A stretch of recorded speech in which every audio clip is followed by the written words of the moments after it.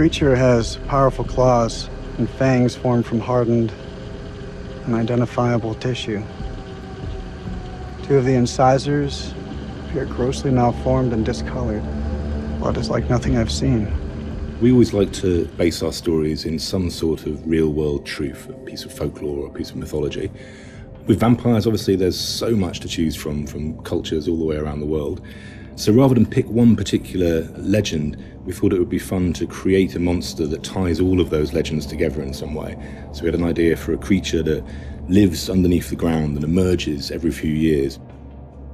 Our vampire is actually an alien parasite. It invades a host body. The creatures that you see in House of Ashes, the winged demonic creatures, were actually once an intelligent race of cosmic nomads traveling through the stars on this big generation ship. They somehow picked up this alien parasite and it ravaged through their crew, and their ship went out of control and crash landed into prehistoric Earth, where it was buried under the ground in what is now the Zagros Mountains. Being a parasite, this alien slug needs to find a host body, a living body or a recently dead one. Once it invades that body, it grows inside it, killing the host if host is still alive. And its tendrils reach out into the host's brain and hijack its central nervous system, sort of reanimating it. It then goes on the hunt for blood.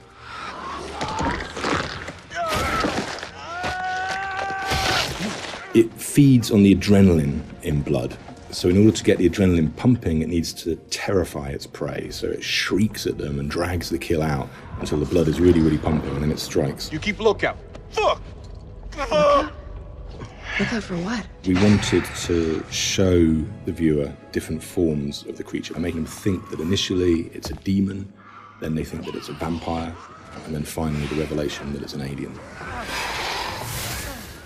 So just to explain where the parasites have come to infect some of our game characters, this shows a game character who's going through different stages, is infected, starts to affect the character, and there's a final look from that where the fangs are coming through the skull. So that's one of the developments of how our classic vampire is actually a host. Another example of that is an Akkadian warrior who's been taken over by the parasite, and again the fangs have come through, the vines are poking through the head. This human is now being taken over, his skin is dying, the parasite is trying to grow within. But we progress that into looking at the design on the alien demon, I call it. This had to have very unique elements that came through from the head design. So we've got a very animalistic head here, but also we've got the fangs. These fangs are coming from the parasite that's within, so the fangs are coming through. It's almost deforming the shape of the host. Oh, shit. What the fuck happened to your teeth, buddy? We refined that further to what is our final head, where the ear is part of the skull and it flexes open. A bit like a frill lizard, where the frill of the canopy comes out, our head is actually moving apart. And we've got illustrations that show that, where the head is dormant and is concealed, but then as it hears and wants to resonate, the skull expands open. And that then allows the creature to hear and pick up on anything within the environment. What up? With characters, it's always good to base at least some of it on anatomy that we recognise, and that provides a foundation for the vampire. It's bipedal and human in its structure, but we've just changed things, tweaked them, made them a bit more alien. So, for example, the ribs joined together at the sternum to form a rib cage, but we've expanded it out quite a lot, and some of the ribs are fused together to make bony plates. It's just to suggest that it's had a very different evolution from a human. We tried a version with human-style legs, but in the end, we went for a dog-type leg.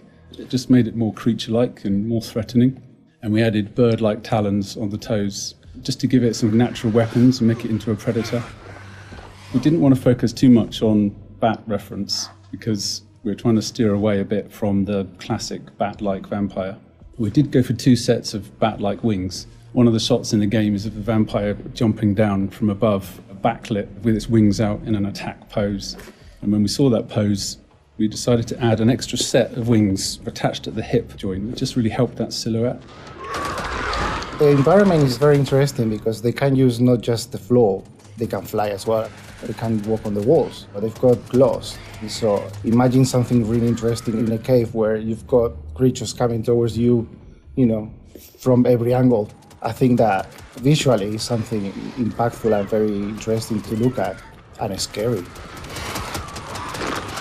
One of the interesting parts is the finding of those nuances and details that really bring the character to life. How does it move?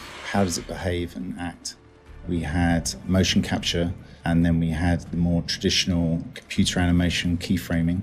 On the motion capture side, there were a variety of different setups that we tested.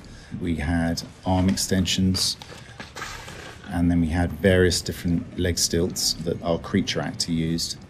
But what was apparent when filming this was that it really limited his movement.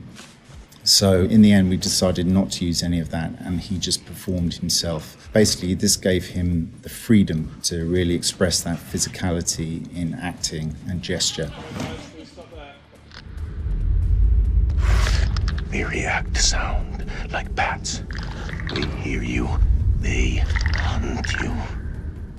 The vampires have these head plates, these bony kind of gristly structures on their heads that click and vibrate, kind of like a bat's echolocation.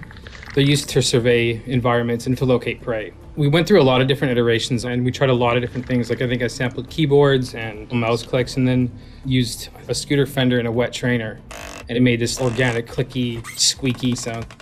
And then I had a friend of mine in the States take a taser to a bunch of meat and a bunch of organic material, and it came out a lot more aggressive. It just sounded meaner. I got something for you! And then the biggest thing that we had was this little tiny drum and a rod with fishing line in between it. So when you twisted a rod, it made this clicking and popping sound. So that ended up being one of the main tonal layers for it. But none of them quite fit right. But once we put them all together and layered them all together on top of each other, then it started to actually work as a holistic, organic thing.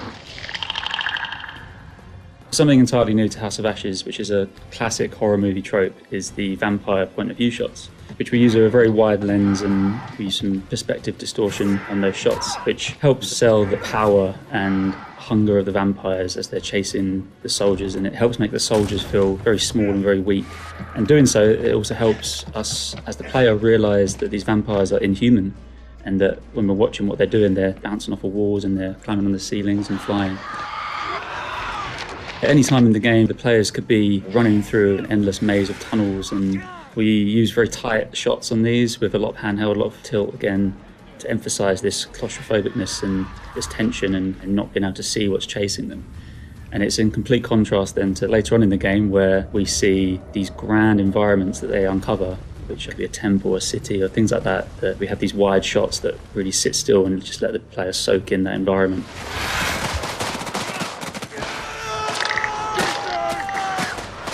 This is the most complex creature that we have ever animated in the studio. But the challenge is more than a challenge, is the fun to do it. Because it's not a real creature. You can push it in a way that you can use your imagination to make it more interesting. We're facing an enemy we know zero about. An enemy of unknown size and their home turf. Sucks to be us.